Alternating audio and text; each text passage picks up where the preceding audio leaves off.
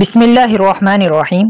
آج دنیا میں ہر جگہ یہ سوال اٹھ رہا ہے کہ روپے کی قوت خرید گھٹ رہی ہے، یعنی آج سے 10 سال پہلے 100 روپے کی جو قدر و قیمت تھی وہ قدر و قیمت آج نہیں ہے۔ 10 سال پہلے 100 روپے میں جتنا سامان آتا تھا آج وہ سامان نہیں آتا، اگرچہ 100 روپے اس پر بھی لکھا ہوا تھا جو 10 سال پہلے تھا، اور جو آج ہے اس پر بھی 100 روپے لکھا ہے، لیکن دونوں کی قوت خرید میں زمین و آسمان کا فرق ہے۔ تو اگر قرض دینے والا یہ کہے کہ آج سے 10 سال پہلے میں نے جو 100 روپے دیے تھے اس سے 2 کلو آٹا آیا کرتا تھا، اور آج جو مجھے 100 روپے دے رہے ہو اس سے 1 کلو آٹا بھی نہیں آتا، لہٰذا مجھے کم از کم 2 کلو آٹے کے برابر پیسے دے دو، یعنی 100 روپے کے بدلے تم مجھے 200 روپے دو، تب جا کے اس کی قوت خرید وہ ہوگی جو میں نے تم کو دی تھی۔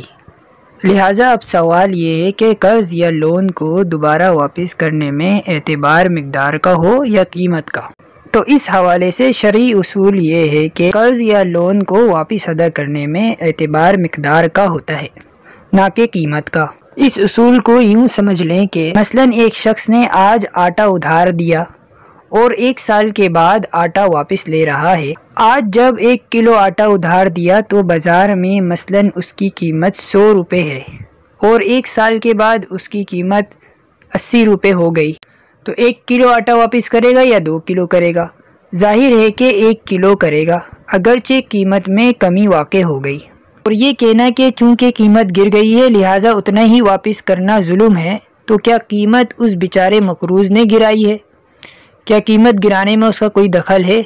وہ تو بازار کے حالات سے گری ہے یا حکومت کی غلط پالیسیوں سے گری ہے، لیکن اس مقروض کا تو اس میں کوئی دخل ہی نہیں، لہٰذا اس پر ضمان ڈالنے کا کوئی جواز نہیں۔